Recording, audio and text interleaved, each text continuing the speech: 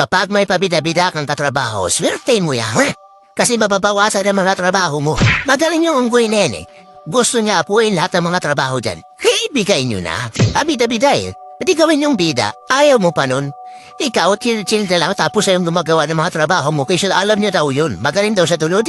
Sige, ikaw na magaling. Ay, kung nga po yan, so, boss. Sige, gawin mo lahat. Yung trabaho ko, pati yung pag-uwi ko sa bayo, kasama yung mga plato namin, pabida-bida ka, di ba? Dapat ganun yung mindset mo eh. Imbes na magalit ka sa mga pabida-bida, mahalin mo yan sila. Kasi nakakabawas yan ang mga gawain mo dahil tandaan mo.